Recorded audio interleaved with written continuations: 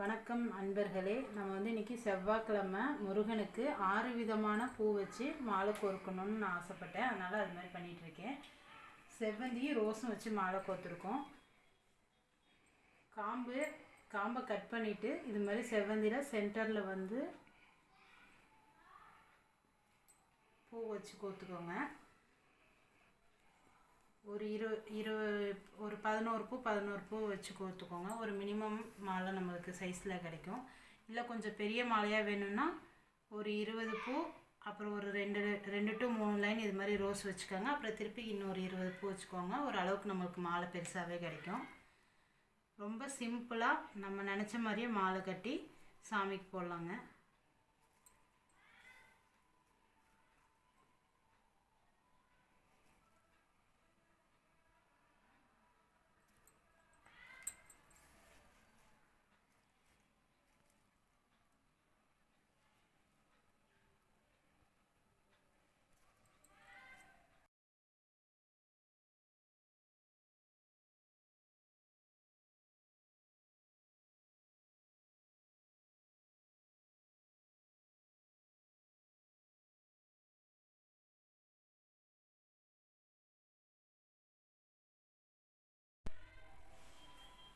அவ்வளோதான். இப்போ நம்ம கோர்த்து முடிச்சிட்டோம்.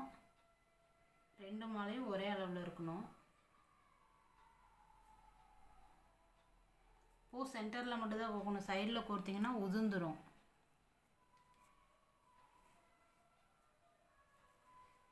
இந்த இடத்துக்கிட்ட அந்த காம்புக்குள்ளார இருக்க சென்டர் பார்ட்டில் தான் கோர்த்து கரெக்டாக இங்கே வரும்போது சென்டரில் வருது பாருங்கள். அப்படியே கோர்க்கும் போது தான் நம்மளுக்கு மாலை கரெக்டாக நிற்கும். ரெண்டும் ஒரே சைஸ் வந்துருச்சு. இது ஒரு பார்ட், இது ஒரு பார்ட், ரெண்டும் வந்துருச்சுங்களா? வந்ததுக்கப்புறம் நூலை கட் பண்ணிவிட்டு ஒரு 2 இல்லைன்னா ஒரு 3 முடிச்சு போட்டுக்கோங்க. எடுத்துட்டு முடிச்சு போட்டுக்கோங்க.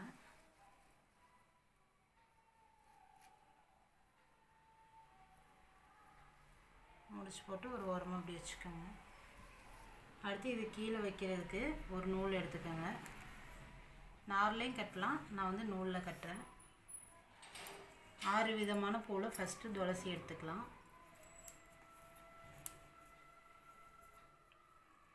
எப்போதும் போல் நார்மலாக கட்டிக்கோங்க. ஒரு 2 முடிச்சு ஃபஸ்ட்டு எடுத்தோடனே அப்படியே இப்படி திருப்பிக்கணும். திருப்பிட்டு இதில் இருக்க அப்படியே துளசி எல்லாத்தையுமே கட்டிக்கலாம்.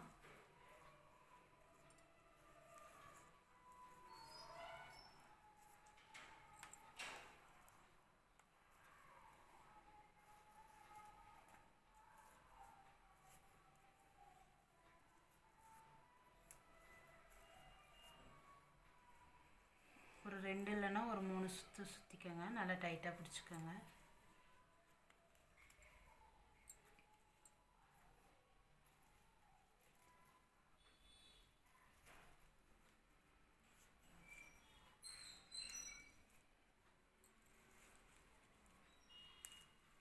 ஒரு பூ முடிஞ்சிருச்சு. அடுத்து 2வது பூவை செவ்வந்தி எடுத்துக்கலாம்.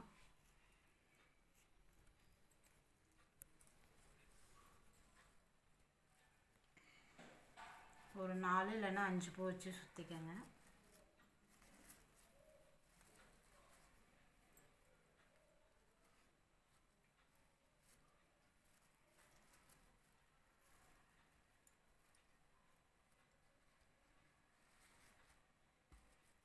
அஞ்சு பூ வச்சுருக்கேன்.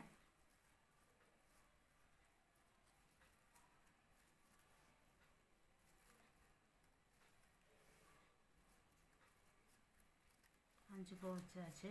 அடுத்து 2வது பூவாக ரோஸ் எடுத்துக்கலாம்.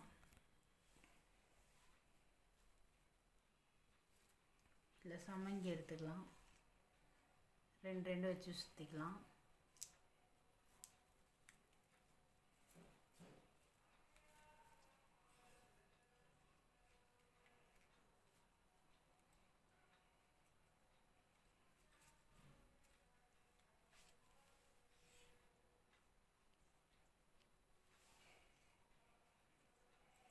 சம்மங்கியை சுற்றி முடிக்க போகிறோம் ஒரு ரவுண்டு.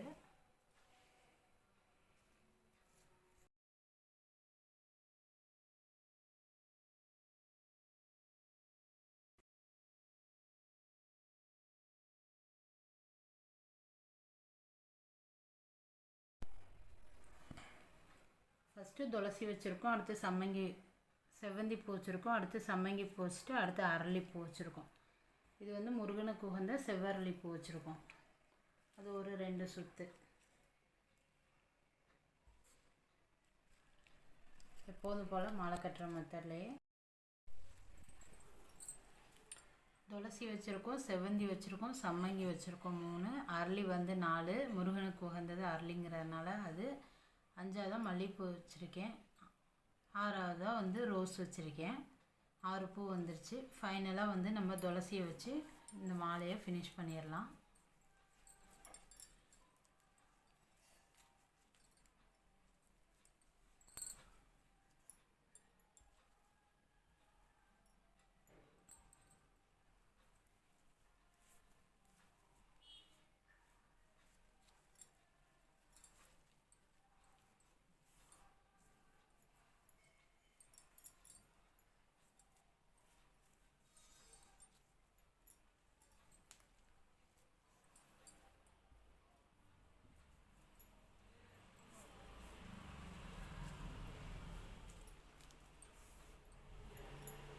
அவ்வளோதான் முடிஞ்சது. இப்போ எக்ஸ்ட்ரா வந்து அங்கங்கே இலை நீட்டிகிட்ருக்குல்ல, அதை வந்து ரோஸ்க்கு ஈக்குவலாக நம்ம வந்து லைட்டாக கட் பண்ணிக்கலாம். இந்த காம்பெலாம் தெரியுது பாருங்கள், அதெல்லாம் லைட்டாக கட் பண்ணிட்டோன்னா கொஞ்சம் ஷேப் கரெக்டாக கிடைக்கும். அடுத்து என்ன பண்ணணும்னா ஒரு 2 முடிச்சு போட்டுக்கோங்க. நார்மலாக எப்போதும் போடுற மாதிரி தான், நல்லா கொஞ்சம் டைட்டாக போட்டுக்கோங்க. அடுத்து கொஞ்சமாக நூலை கட் பண்ணிக்கோங்க. இப்போ இந்த நூலை வந்து ஏற்கனவே பூ சேர்த்து கோர்த்து வச்சுருக்கோம்ல, இதில் ஜாயின் பண்ண போகிறோம்.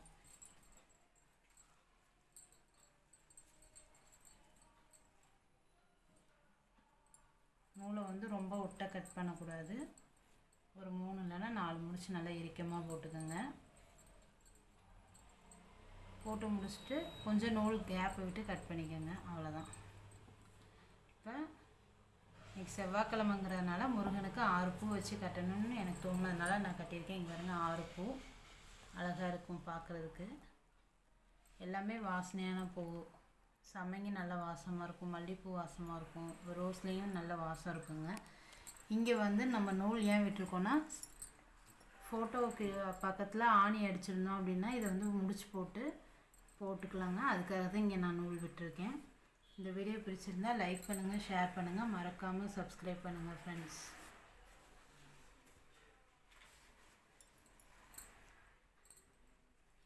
நம்ம கையாலேயே ஈஸியாக கோர்த்து சாமிக்கு போடும்போது அதில் இருக்க சந்தோஷம் வந்து சொல்ல முடியாத அளவுக்கு இருக்கும். இந்த வீடியோ பிடிச்சிருந்தால் லைக் பண்ணுங்கள், சப்ஸ்கிரைப் பண்ணுங்கள் ஃப்ரெண்ட்ஸ். தேங்க்யூ.